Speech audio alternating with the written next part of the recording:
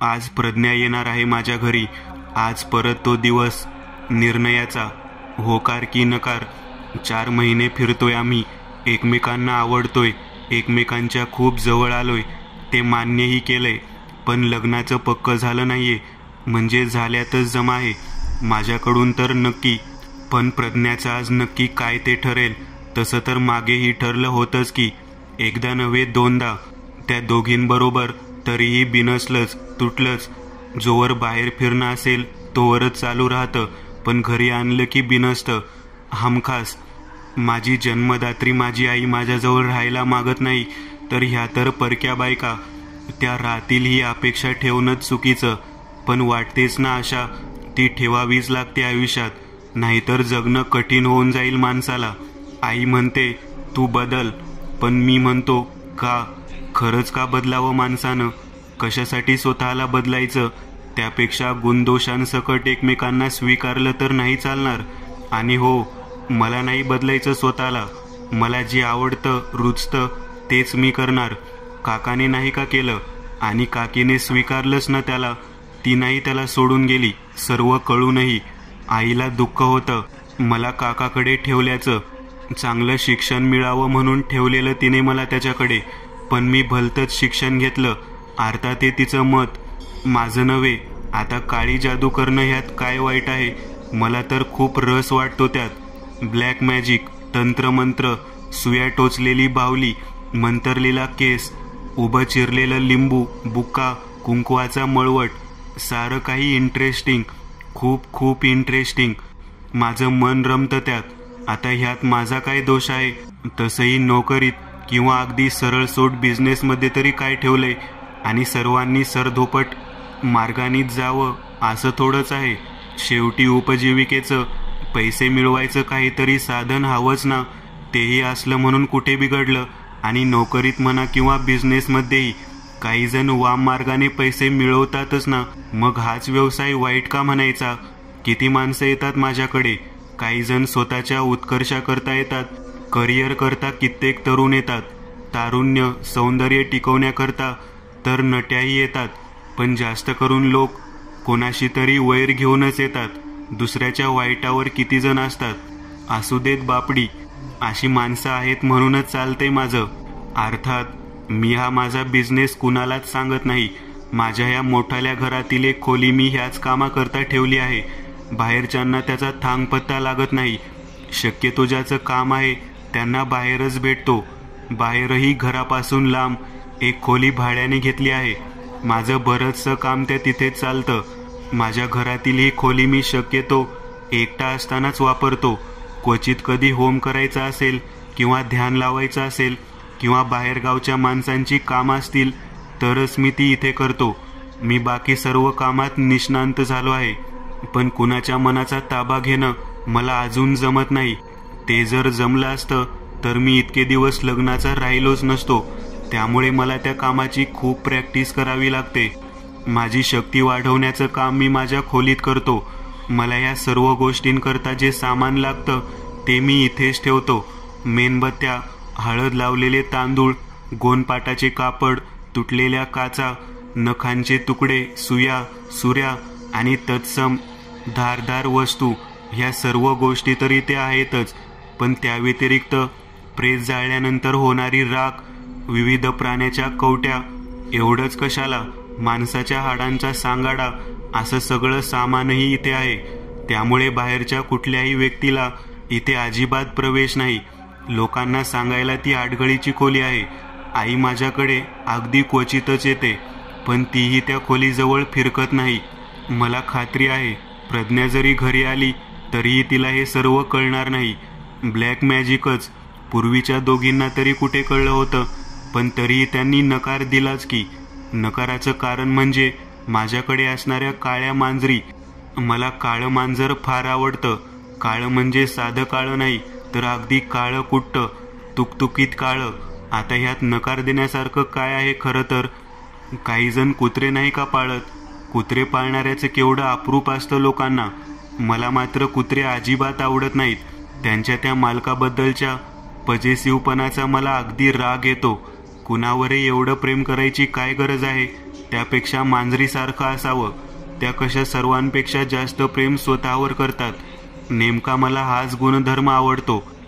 आता मांजरामध्येही काळ्या मांजरीच का, ह्याचं उत्तर माझ्याकडेही नाही. आवडतात झालं. माझी पहिली काळी मांजर माझ्याकडे का पावसात आली. झाली त्याला आता बरीच वर्ष. मी कॉलेजच्या शेवटच्या वर्षाला असेन. तसे काकाकडून मंत्रतंत्र विद्या शिकणं चालूच होतं, पण आईच्या दबावामुळे नोकरीच्या शोधातही होतो. त्याच दिवशी मी पहिली मूठ मारली होती. काय होतं या टेन्शनमध्ये होतो. काकाचा माझ्यावर पूर्ण विश्वास होता, पण मीच डळमळीत होतो. त्याच दिवशी ती पहिली मांजर आली. बघताच तिच्या प्रेमात पडलो. काळी कुट्ट पण तुकतुकीत, गारगोट्यासारखे चकचकीत डोळे, हिरवे आणि भेदक. त्या डोळ्यांमध्ये पाहताना का कुणास ठाऊक, पण मला माझी शक्ती वाढल्याचा भास झाला. त्या दिवशी मारलेली मूठ यशस्वी झाल्याचं 3 तासात कळलं. मग काय, जाम खुश झालो मांजरावर. शुभशकुनी म्हणून तिला पाळायचं ठरवून टाकलं. ती मांजर तेव्हा प्रेग्नेंट होती, म्हणून तिचं नाव पेटू ठेवलं. ते कायमचंच. पेटूला 5 पिल्लं झाली. त्यातली 2 गेली. उरलेल्या 3घांमधील एक पांढरं होतं, ते देऊन टाकलं. उरलेली 2 पेटूसारखीच काळी कुळकुळीत चकचकीत, ती ठेवून घेतली. नंतर मग मांजरी पाळायचा छंदच जडला. आता काका काकी दोघंही नाहीत. आई असून उपयोग नाही. ती माझ्याजवळ राहायला तयार नाही. माझ्याकरता मुलगी बघायलाही तयार नाही. मी एकटाच राहतो आणि माझ्याबरोबर ह्या 5 काळ्या मांजरी. जगाला विचित्र वाटतं. काही जण घाबरतात, काही जणांना किळस वाटते. या मांजरीमुळे माझ्या घरात कोणी फिरकत नाहीत. मला त्याची पर्वा नाही. माझं तर वेगळाच कयास आहे. माझ्या मते काळ्या मांजरी काळ्या जादूला पूरक आहेत. त्यांच्या वास्तव्याने ब्लॅक मॅजिकची पॉवर वाढते. माझा तरी तसाच अनुभव आहे, कारण दिवसेंदिवस मला माझी शक्ती वाढल्याचा अनुभव येतो आहे आणि मला ती अजून वाढवायची आहे.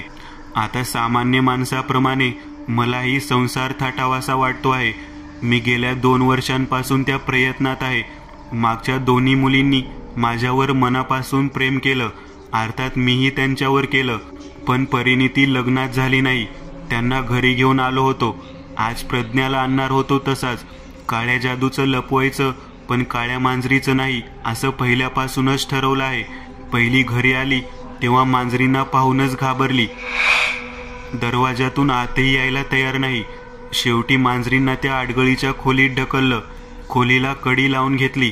मग कुठे ती आत तरी आली, पण तेव्हाच तिने अट घातली.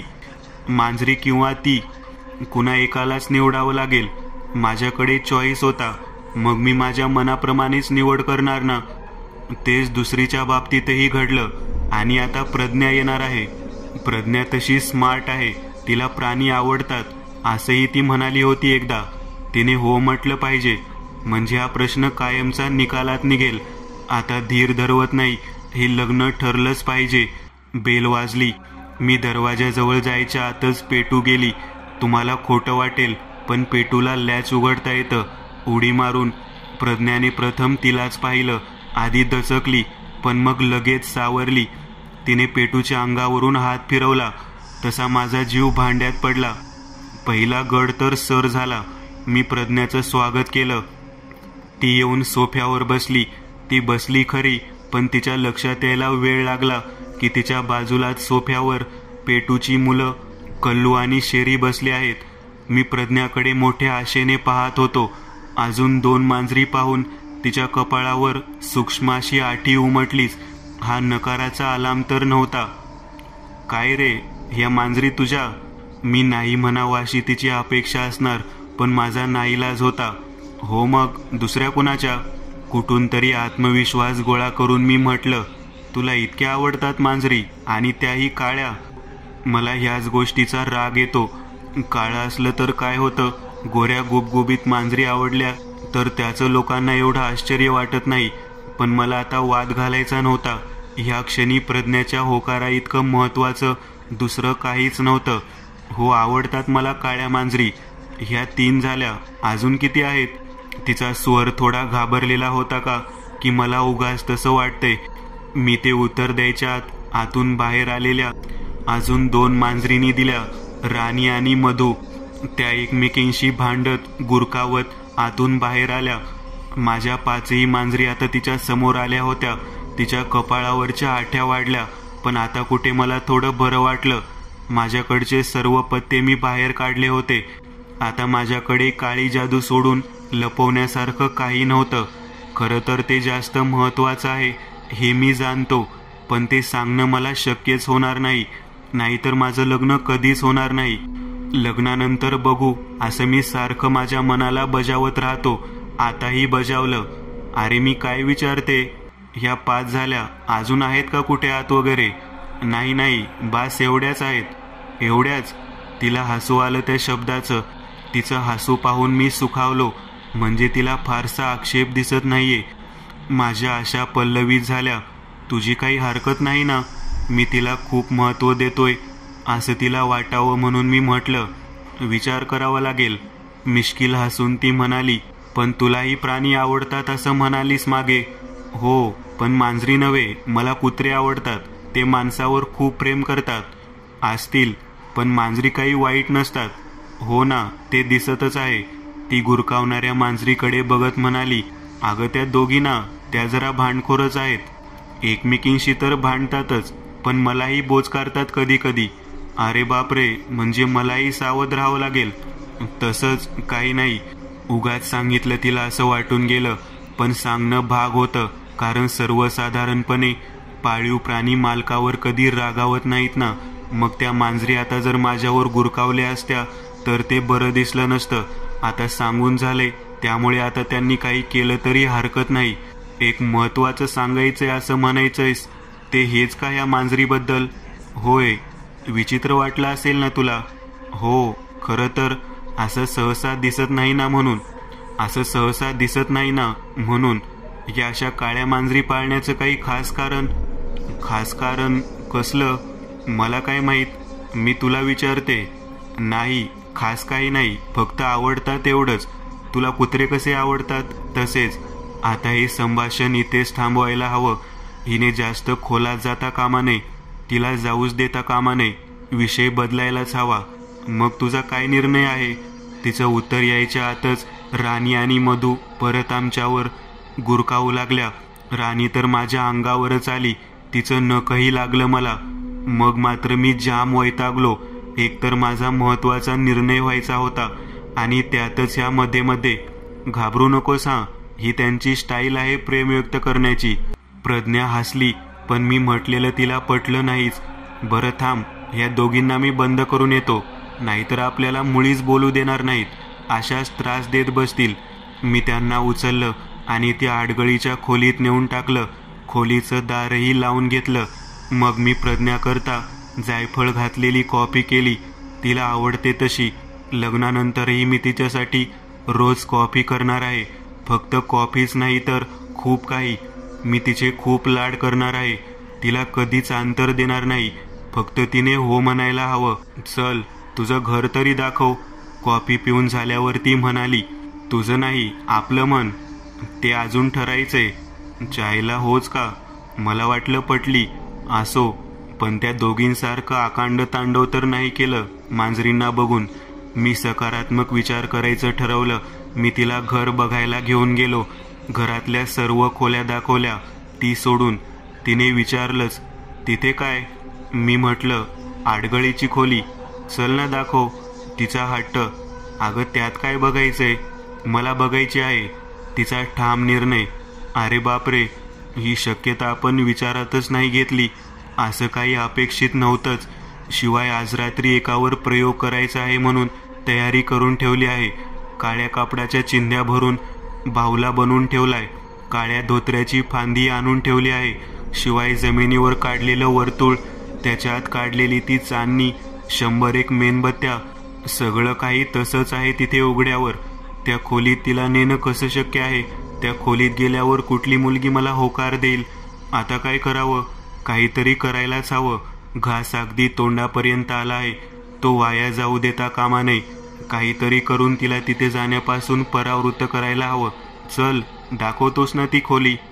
ठीक आहे, बघ, पण त्याआधी तुला तुझा निर्णय सांगावा लागेल. उगाच वेळ पुढे ढकलण्याकरता मी म्हणालो. मुळीच नाही. आधी मला तिथे जायचंय. तेवढ्यात मला आठवलं, मी त्या मांजरींना तिथे बंद केलं होतं ते. अगं त्या दोघी रागीट मांजरी आहेत तिथे. तुझ्या अंगावर येतील. तुला नीट ओळखत नाहीत ना. तुझी सवय व्हायला वेळ लागेल त्यांना. मी माझ्यावरच खुश झालो. मस्त कारण आठवलं मला आई त्यावेळी. आता तरीही नाही जाणार असं वाटलं. पण माझं नशीब ह्या वेळेसही चांगलं नव्हतं बहुधा.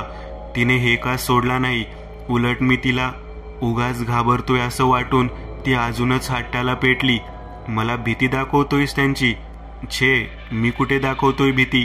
तूच घाबरतेस त्यांना. चेहराच सांगतोय तुझा. मी सुचेल तसं बोलत होतो.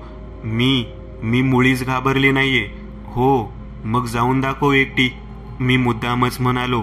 मला वाटलं ती जाणार नाही, पण आज माझे ठोकताळे साफ चुकत होते. ती माझ्या बोलण्याकडे लक्ष न देता निघाली. बघा, पण त्या दोघी नक्की गुरकावणार तुझ्यावर. नख मारतील तुला.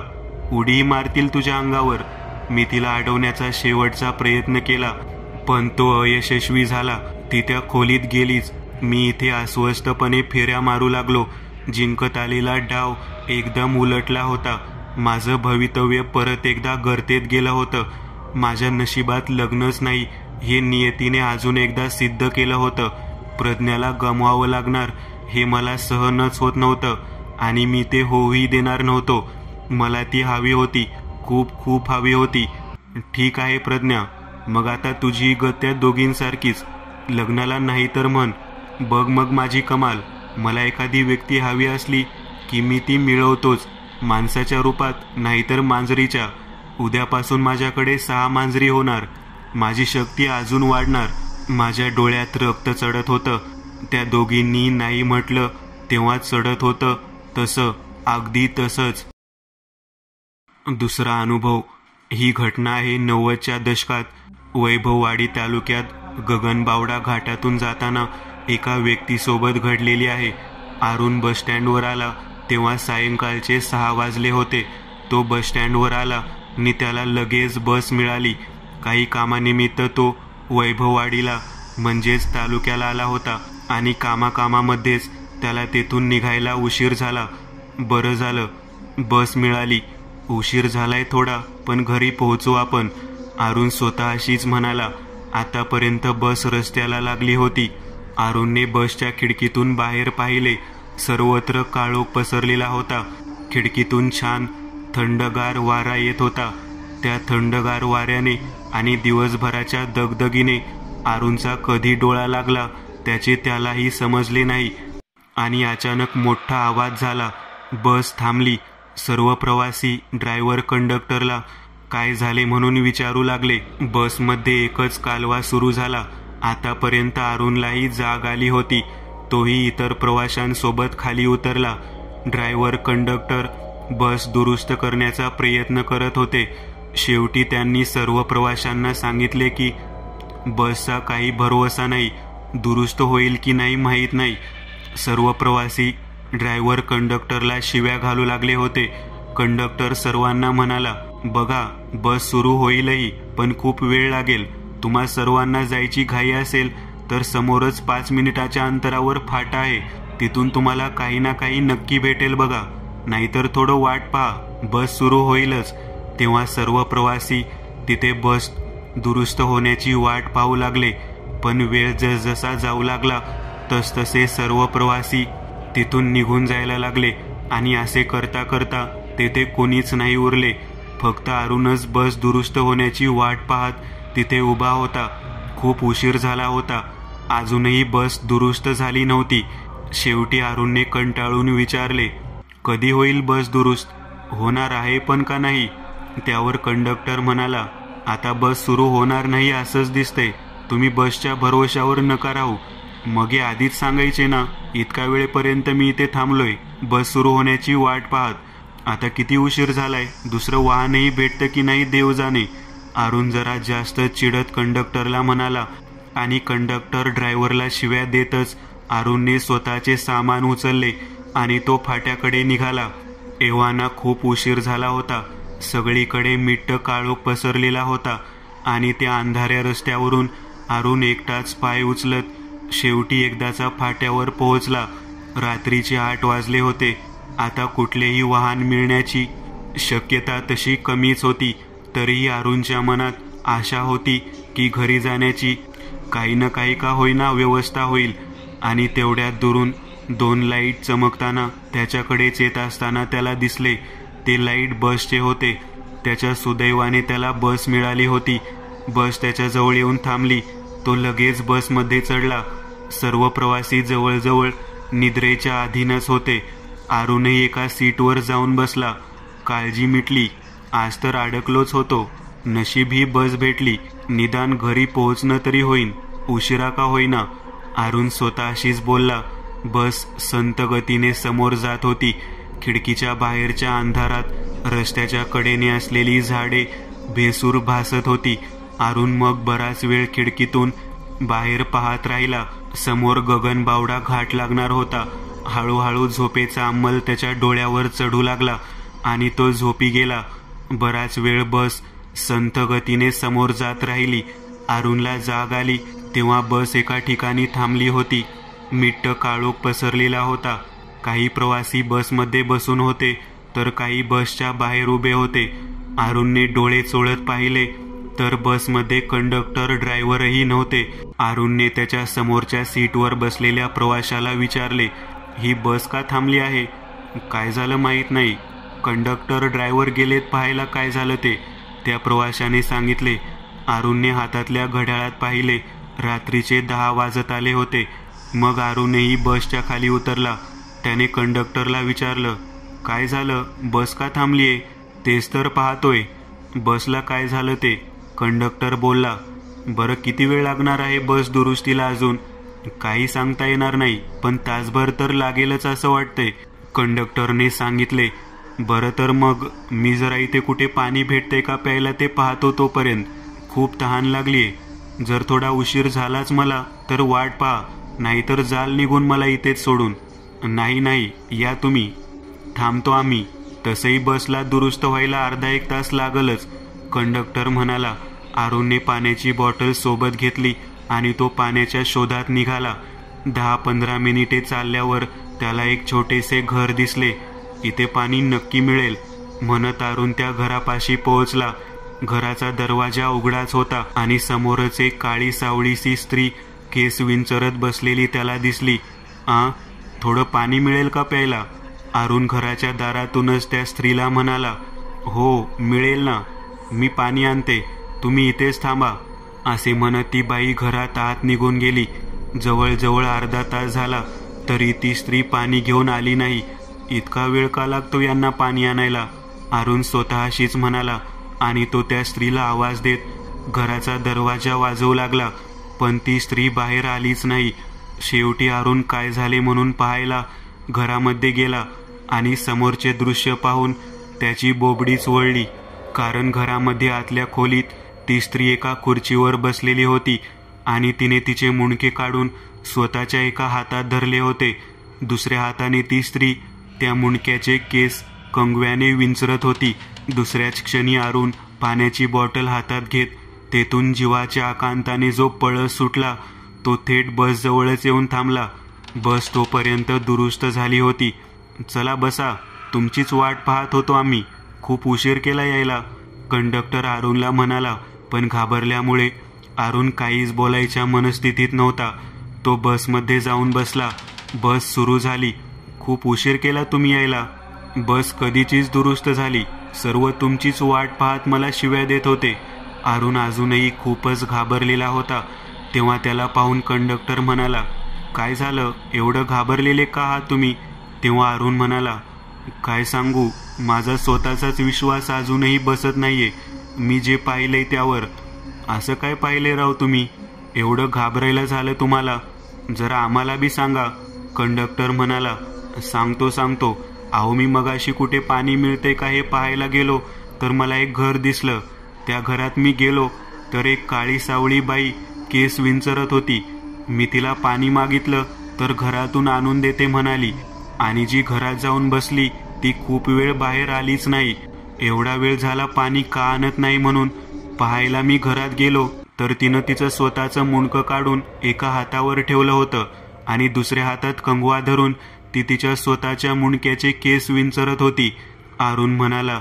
त्यावर कंडक्टर हसायला लागला आणि म्हणाला, बस एवढंच? त्यात काय एवढं? हे तर मीही करू शकतो. मीच काय, बसमध्ये बसलेले सर्वजणच हे करू शकतात. थांबा, तुम्हाला करूनच दाखवतो. असे म्हणत कंडक्टरने स्वतःचे मुंडके धडावेगळे करून स्वतःच्या एका हातावर ठेवले आणि दुसऱ्या हाताने खिशातला कंगवा काढून तो केस विंचरू लागला. हे पाहून अरुण खूप घाबरला. त्याने संपूर्ण बसमध्ये नजर फिरवली तर सर्वजण एक एक करून आपले मुंडके धडावेगळे करत होते आणि स्वतःच्याच हातात धरून केस विंचरत होते आणि मोठमोठ्याने अरुणकडे पाहून हसत होते. हळूहळू अरुणची शुद्ध हरपू लागली आणि तो बेशुद्ध पडला.